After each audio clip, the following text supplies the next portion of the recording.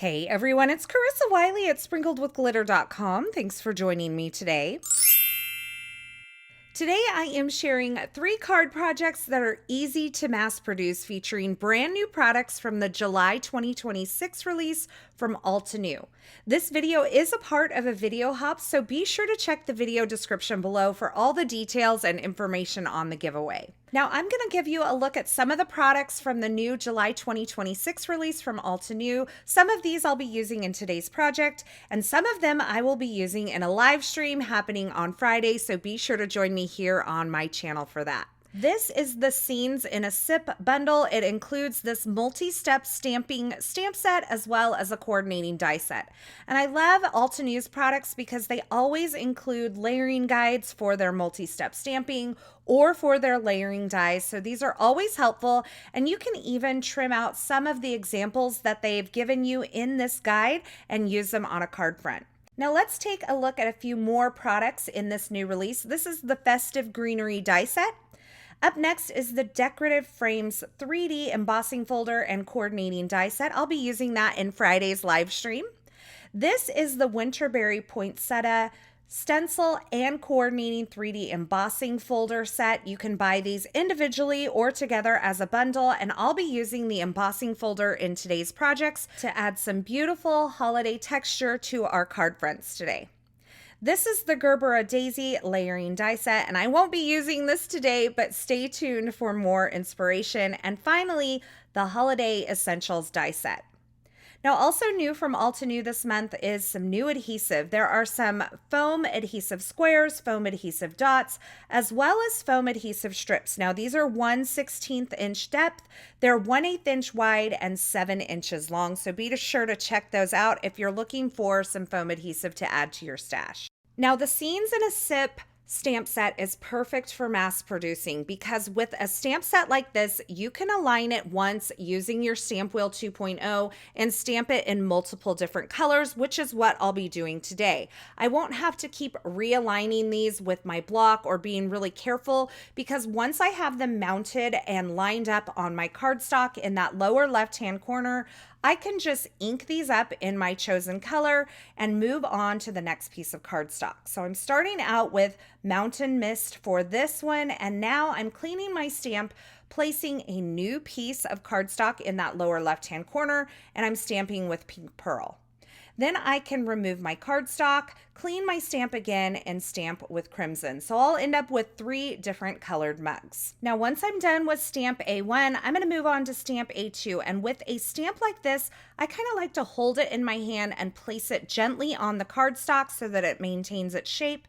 And then I'm lining it up with the handle, the open area of the handle first, and then I'm kind of nudging it into place around the perimeter of the mug. Once I have it in place, I will pick it up with the flip plate of my Stampwheel 2.0, and I'm starting out with the teal colors because red can be a little bit tricky at times to clean off a stamp, so I want to start with my lighter colors first and then move to my darker colors. So I've stamped with the next darkest color, which is Volcano Lake, on that light teal color. And now I'm using Coral Bliss for my pink mug, and finally Velvet for my red mug. So this is just a shade darker in each of these color families, and you can see the shadowing that this adds to the mug. Now, speaking of shadow layers, there is also a surrounding shadow layer that you can add. Now, when we die cut these, this won't be visible, but I wanted to show you how you could stamp this on your card front to create a 1-layer card with a little bit of shadow. Now, at this point, I realized I wasn't getting the greatest stamping with my preliminary stamping, and so I'm using a stamp conditioning eraser from Altenew to prep my stamps. Once I've prepped it, I wiped it with my stamp chamois and then dried it, and now I'm inking it up, and I'm getting perfect stamped impressions. I wish I would have done this a little bit sooner. So now I can move through each of my colored mugs. I've used the guide, the stamping guide, to help me align this in the intended position, but this layer could really be shifted one way or the other depending on where you want your shadow.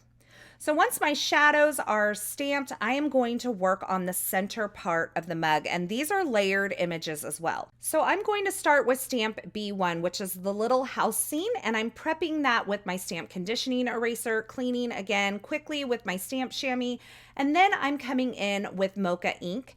And because I have this positioned on the stamp wheel, you can see this process is going rather quickly.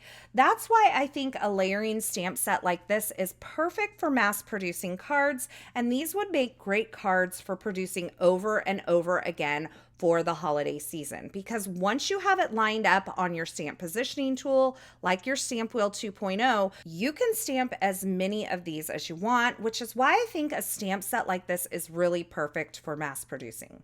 So now we're moving on to layer B2, and this is the shadow layer of that little coffee scene. And I'm inking it up with espresso ink and stamping it into the mug.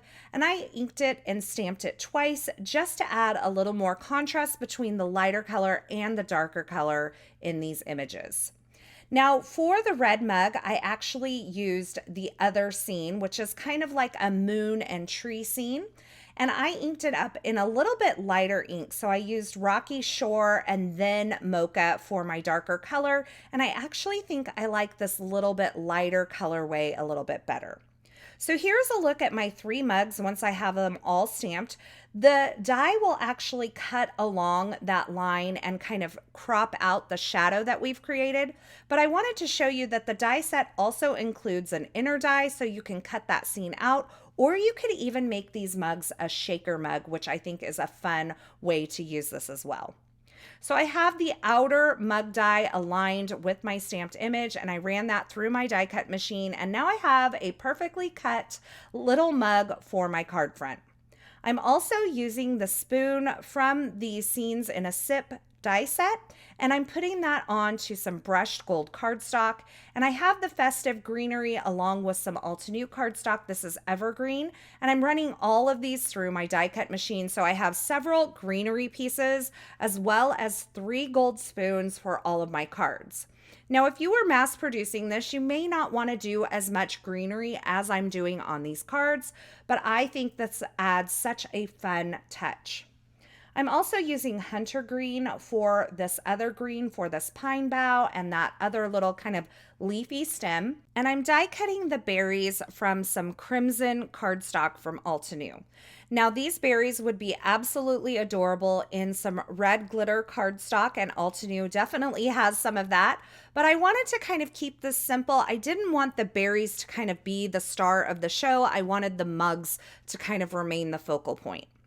So now that I have all of my greenery die cut and the berries, I'm adding some liquid glue to the berry areas on each of these stems and just stacking the berries right on top. There is a layering guide inside the Festive Greenery die set packaging, so you can use that to help you align, but the berries are cut into the exact shape that they need to be, and there is an open area on each of these greenery pieces, which makes it really easy to line up.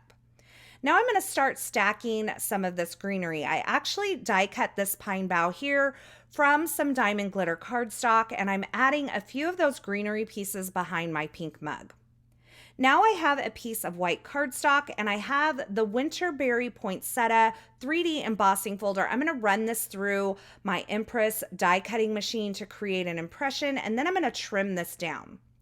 I have one of the sentiments here from the Scenes in a Sip stamp set, and I'm stamping it using the Altenew Obsidian Pigment Black ink onto some white cardstock. And this sentiment says, "Savor the warmth of the season," which I absolutely love. I think it's a beautiful sentiment.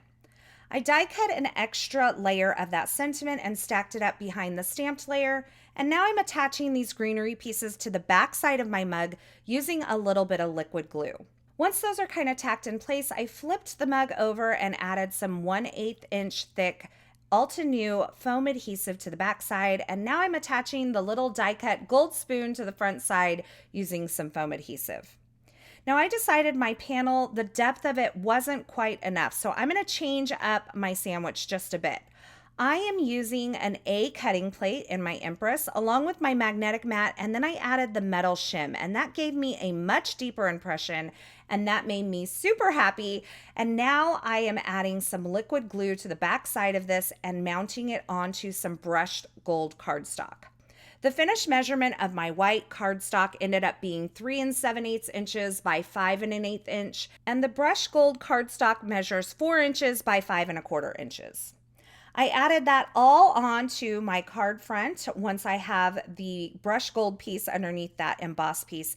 And now I'm finishing off with some stellar sequins from Altenew. I'm using a little bit of liquid glue and my Perfect Picker tool to add those to the card front. I repeated this process with all three of the mugs. They each have kind of their own unique layout. And then I'm adding these all onto kind of a neutral based cardstock using a little bit of tape runner adhesive. I'm going to finish them off by adding some white gel pen to the indentation that's on the berries just to add that little bit of glare. And here is a look at my 3 finished card projects. Honestly, because these have so much stamping on them and because I only had to align each of these once, this process went really quickly. And that's why I think that this makes these cards a perfect candidate for mass producing for the holiday season. So there you have it. 3 cards perfect for mass producing, featuring brand new products from the July 2026 Altenew release. I hope you'll check it out. As always, I will have links to the featured products used in these projects in the YouTube description below. So if you're looking for something in particular, be sure you check there. Or you can head on over to my blog at sprinkledwithglitter.com. I'll have that linked below as well. Over there, you'll find more still shots, more information, and a complete list of supplies. As always, I want to say thanks so much for stopping by and hanging out with me today. When you're here, I hope you find a little joy, a little light, and a little inspiration. And if you found any one of those things or all 3, I would love for you to subscribe to my channel, hit that notification bell, and don't forget to give this video a thumbs up. Thanks again for watching. I'm so glad you're here. And until next time, I hope you have a fabulous day. Hey, thanks for sticking around to the very end. You know, if you've made it this far, you are one of my favorites. To subscribe to my channel, go ahead and click the button on the left side of the screen. And here's a couple more video tutorials I thought you might enjoy.